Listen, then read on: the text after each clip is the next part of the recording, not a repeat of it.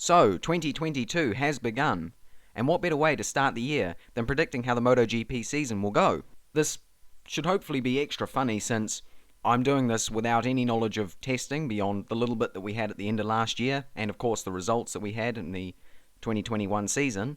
So when of course all my predictions are wrong, I've got that to blame. But let's just get straight into it and have a look at my 2022 season predictions for MotoGP.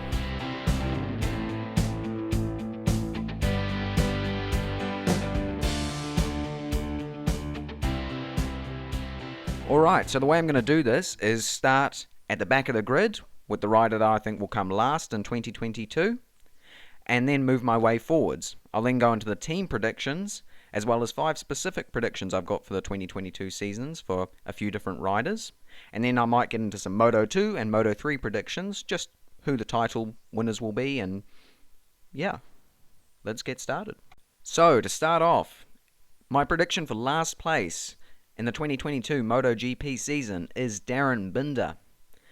I think Darren is a pretty good rider overall, but in his 6 seasons in Moto3, he hasn't really shown that kind of top-level form that you'd expect from him. He's only gotten 1 race win and 6 podiums total, and so that kind of doesn't show that he deserves to be in MotoGP. And so I think he'll struggle in the 2022 season, and might end up getting dropped at the end of the year. In 23rd place, I've put Fabio Di Giannantonio. I don't have a lot to say on DG. He's coming into the Gresini Ducati team, and I think he'll do okay, but I think he'll be consistently at the back of the grid. Beyond that, there's not a lot more than I kind of expect from him. He is still a rookie, and we will have to wait and see in 2023 how he goes. I don't know whether or not he's truly a World Championship level MotoGP rider, but time will tell. My first surprising prediction that might annoy some people or, just shock some people is in 22nd place, Maverick Viñales. After moving to that Aprilia team in the midway part of 2021 after attempting to blow up his Yamaha, Maverick showed some okay form on the Aprilia, and obviously you'd expect more time on the bike would give him more confidence, but I just don't think he'll be very happy there, and so we'll see a dip in his form. He'll get sick of riding around on the back, and I think the Aprilia will be outdeveloped now by the other bikes, given that the other teams can now develop more freely than they have been able to in the past couple of years. And so I expect that Maverick will not be happy and will end up falling down the grid and possibly leaving MotoGP. Alright, in 21st place, I've got Luca Marini riding for the new VR46 team. I don't have a lot to say on Luca. His form in 2021, it wasn't brilliant. It was consistent, and he never crashed during a race, which of course for a rookie is actually pretty good, but he never really got any super impressive results. And so I think that will kind of continue for this season. In 20th place, I've put Marco Bezzecchi, another rookie, for the 2022 MotoGP season. I've been impressed by Bezzecchi's results in quite a few races. He's definitely a good rider and insanely consistent, and I think that could be what makes him beat Luca Marini, although I can't say for certain. It could swap around between these two. They're both at kind of a similar level, and so it'll be interesting to see who really comes out on top, but this is the order I've decided to put them in. So, 20th place, Marco Bezzecchi. 19th, and another one that will probably shock a few people, is Andrea Dovizioso. He will have the new Yamaha underneath him, but I think that Andrea, after his half year out of MotoGP, will kind of falter. He showed some okay results, given that he was still riding an old Yamaha last year, but I think with the form of that RNF team, or what was Petronas team last year, I don't think that the team is that up to it, and I think Andrea will kind of lose motivation by the end of the year as he realizes that the field's moved on and we've got new, younger people who are fighting for world titles now. 18th, and someone who will drop right down the championship standing, is Aleix Espargaro. In 2022, I don't think he'll do that well. I don't think this is necessarily due to his riding skill, although he is getting older, and I wouldn't be surprised to see him retire at the end of the year. Aleix is stuck on that Aprilia, and as I said with Maverick Vinales, I don't think that Aprilia will develop faster than, well, all of the other manufacturers on the grid. I think everyone will outdevelop them, and so in that case, the only thing that Aleix has got going for him is his experience, and I don't see that pulling him up the grid much further than 18th place. And so in 17th place, I've put Remy Gardner on the Tech 3 KTM. It's a bit difficult to rate KTM. When they get the bit between their teeth and they really want to win, they're certainly a team capable of doing it. We've seen it in Moto2 and Moto3. Their teams are just brilliant. However, I have a feeling that the KTM will still be a little bit behind now that the other bikes and other manufacturers on the grid are able to develop again. I think that they'll be kind of pushed further down the grid. And so I think Remy will end up in a respectable 17th place. And all of this means that Remy Gardner will be beaten out by his rookie teammate, although they're both rookies, of course, Raul Fernandez, who I've put in 16th place. I think that Raul will be really pissed off that he lost the 2021 Moto2 World Championship, and so he'll be absolutely fighting to beat Remy this year. And that means that I think he'll take a few more risks, and I think given his skill, those risks will pay off. That all means that my prediction for Rookie of the Year is Raul Fernandez. But I think this will be the tightest teammate battle that we'll see on the grid this year. 15th place, and I've predicted Taka Nakagami to be in this spot. Taka has been a good, kind of solid rider for the past few seasons in MotoGP, but I think his seat is under threat from Ayagura, and he's got to start looking out. He's got to start getting podiums and things if he wants to keep it, and I have a feeling that Taka won't. He tends to throw away good results or, just crash when he's got lots of pressure on him. I hope not, but I think that LCR, if they're looking for another young Japanese rider, Ayagura looks like a good option, and we could end up seeing him in the seat for 2023. Making another tight teammate battle, I've put Alex Marquez in 14th place. I think that Alex is a skilled rider. I mean, he won the Moto2 World Championship. He's taken the past 2 seasons to kind of mature and get into the swing of MotoGP, get used to these bigger bikes, and I think he's a rider who needs to do that a little bit more than his brother, who just jumped into the show and did really well. But now that he's done these past 2 seasons and gotten that experience, I think he needs to beat Taka Nakagami, and so that's why I put him in 14th. I'm hopeful that he will be able to. 13th place in my predictions goes to someone who had a bit of an unlucky season last year, Miguel Oliveira. A really skilled rider, can pull a lot out of that KTM. However, after his crash in Styria, it just kind of all went to crap, frankly, for him, and he just didn't finish well after that race. And so I have a feeling that will kind of continue into the start of this year. I think that once that confidence builds up again, we'll see Miguel doing better again. I hope so. He's a cool guy, cool rider, even if he sleeps with his stepsister. Anyway, 13th place, Miguel Oliveira. In 12th place, someone I've been critical of, Alex Rins.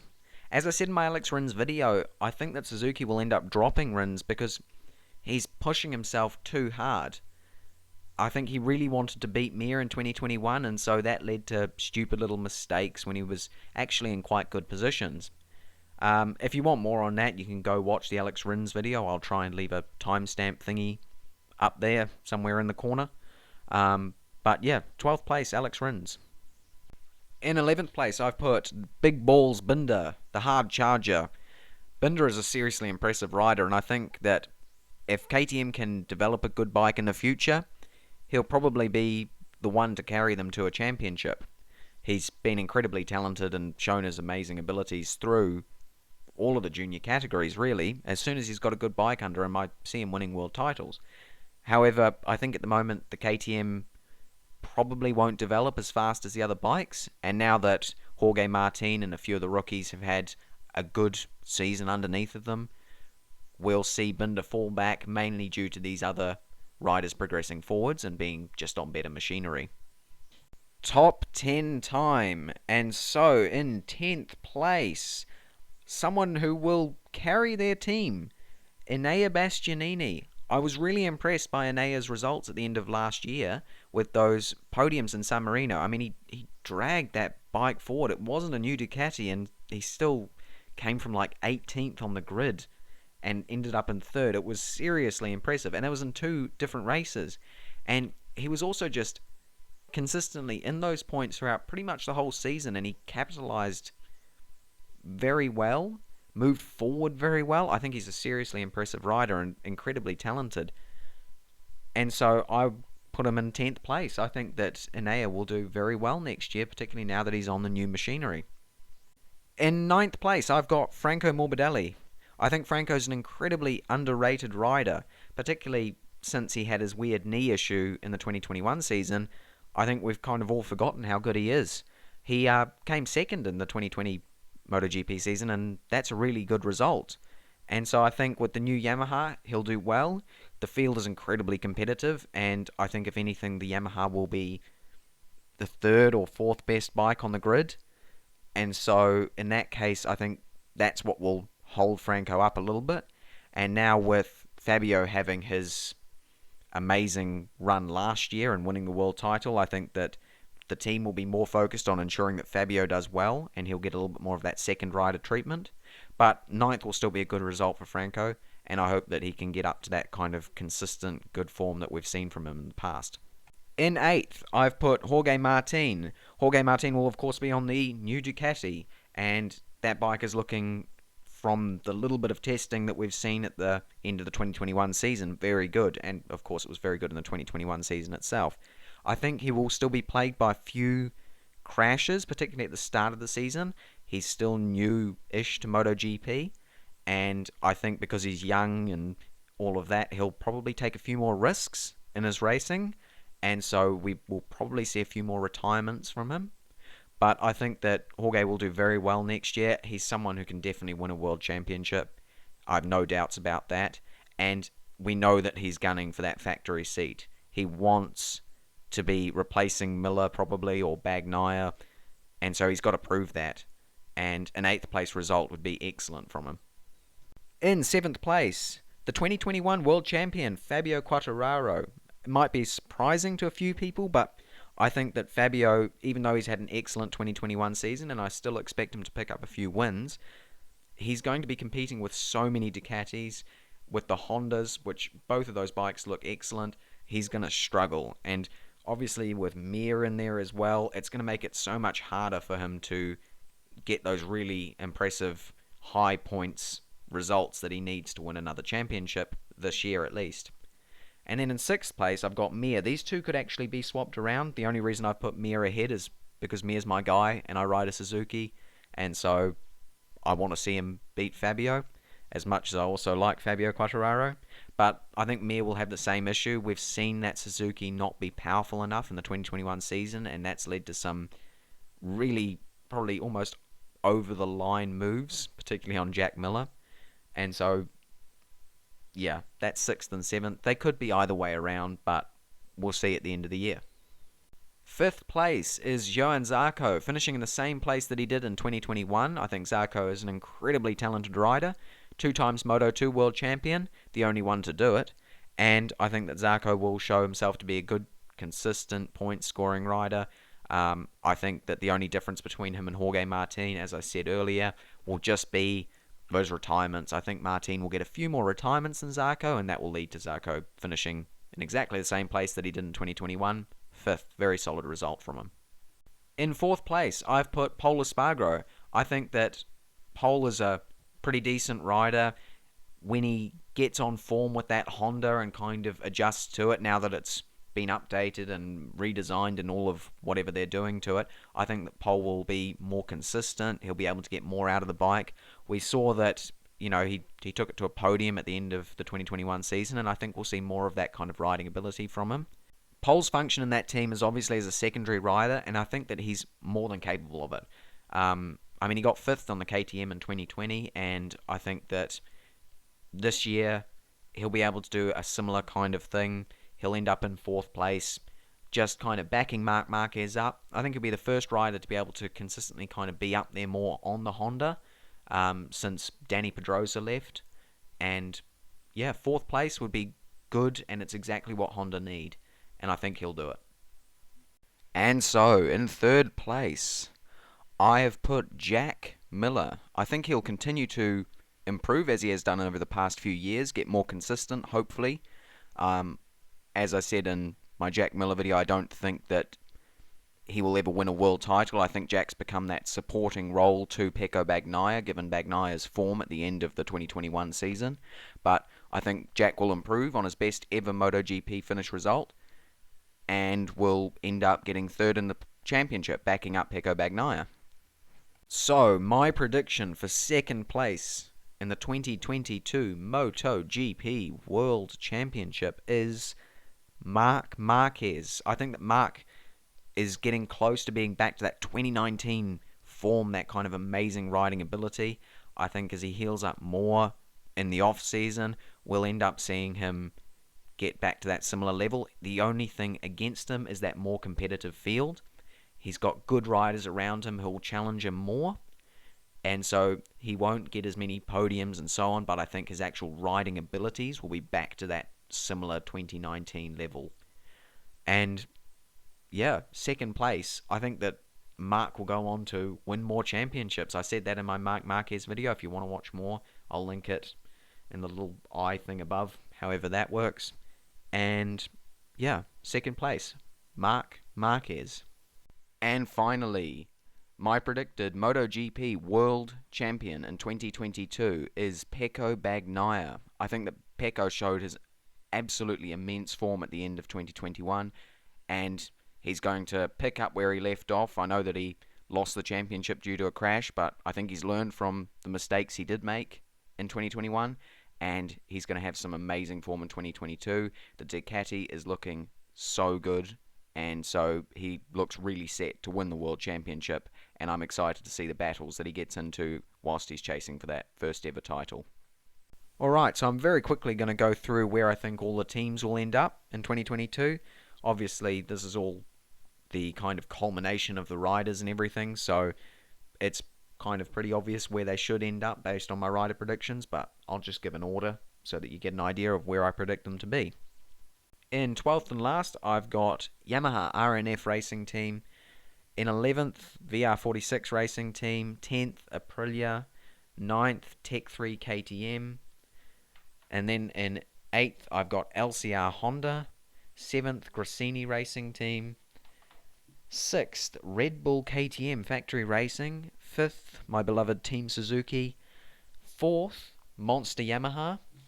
And then finally, 3rd, Parmac, because I think that between Jorge Martin and Johan Zarco, I think that Parmac will improve, particularly with the new Ducatis. 2nd, obviously Repsol Honda, and finally Ducati Lenovo will make it 2 in a row and be the best team on the grid for 2022. And that's my team predictions. Alright, so now for some very specific predictions about the 2022 season of MotoGP.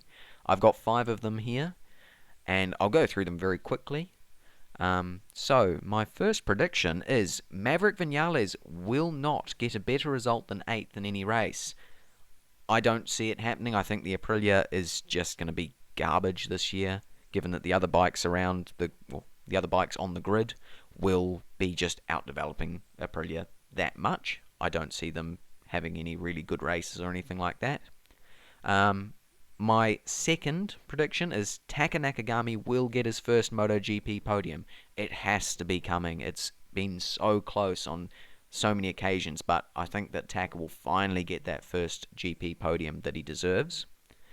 The third specific prediction, is Enea Bastianini will win one race at the very least, probably Misano. He's shown how fast he is around there, and with that new Ducati I can see him winning a race around there.